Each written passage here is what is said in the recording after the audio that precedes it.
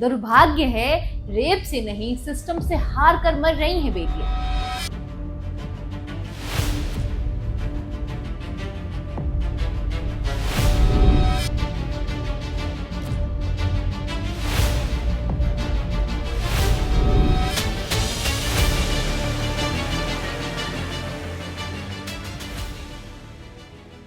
क्या एक बेटी की चीख सत्ता के दरवाजे तक पहुंचने के बाद भी नहीं सुनी जाती? अपने भारत में बहस हर मुद्दे पर होती है। संविधान संशोधन, अनुच्छेद 370, 3 तलाक, जीएसटी, नई शिक्षा नीति, नए आपराधिक कानून। तो फिर महिलाओं की सुरक्षा पर ऐसी राष्ट्रीय बहस क्यों नहीं होती जिससे राजनीतिक दल एक दूसरे पर आरोप लगाने के बजाय ये तय कर सके कि रेप के मामलों में जांच, सुनवाई और न्याय की प्रक्रिया वास्तव में तेज और प्रभावी कैसे बने।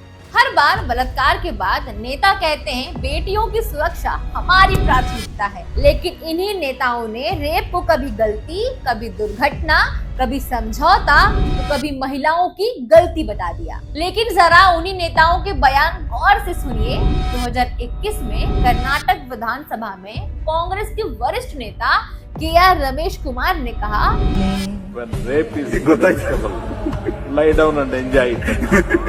यानी जब बलात्कार टाला नहीं जा सकता तो लेट जाओ और एंजॉय करो।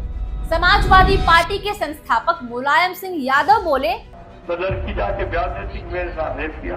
अब बेचारे वकील को फांसी हो रेप में फांसी दी जाएगी। यही लड़के हैं, गलती हो जाती है। 2016 में छत्तीसगढ़ के पूर्व गृह मंत्री राम सेवक पैकरा ने कहा, कोई जानबूझकर रेप नहीं करता, ये दुर्घटना की तरह हो जाता है। 2014 से 2024 तक इन 11 सालों में 3.5 लाख से ज्यादा रिपोर्टेड रेप के मामले दर्ज हुए हैं। उन्नाव रेप केस 2017 में बीजेपी एमएलए कुलदीप सिंह सेंगर पर आरोप लगा। हाथरस 2020 में दलित लड़की के साथ जो हुआ वो सब जानते हैं। 2022 में उत्तराखंड के पौड़ी गढ़वाल में अंकिता भंडारी नाम की लड़की की हत्या हो गई, जिसमें राजनीतिक कनेक्शन वाले लोगों पर आरोप लगे। उन्नाव उत्तर प्रदेश, दिसंबर 2019। 23 वर्षीय रेप सर्वाइवर ने पुलिस अधीक्षक कार्यालय के बाहर खुद को आग लगा ली। परिवार का आरोप था कि जमानत पर बाहर आए आरोपी लगातार धमका रहे थे और सुरक्षा नहीं मिली।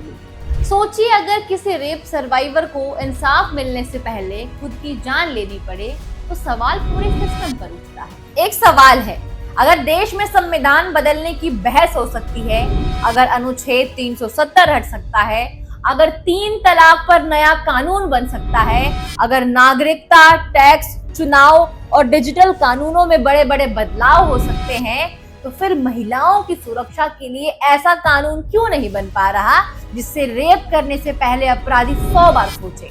अगर कानून का जरा भी डर होता तो नाबालिग बच्चियों से बलात्कार की खबरें रोज क्यों आती। अगर सिस्टम इतना मजबूत होता तो पीड़िताओं के एफआईआर के लिए भटकना, मेडिकल रिपोर्ट का इंतजार करना, गवाहों पर दबाव झेलना और सालों तक अदालतों के चक्कर क्यों लगाने पड़ते। अब 20 जुलाई से संसद का सत्र शुरू हो रहा है और हमारा सवाल सिर्फ सरकार से नहीं, प्रधानमंत्री नरेंद्र मोदी से है, राहुल गांधी से भी है, राघव चड्ढा से है, अखिलेश यादव से भी है, प्रियंका गांधी, असदुद्दीन ओवैसी से भी है। हर उस नेता से है जो हर राष्ट्रीय मुद्दे पर खुलकर बोलता है।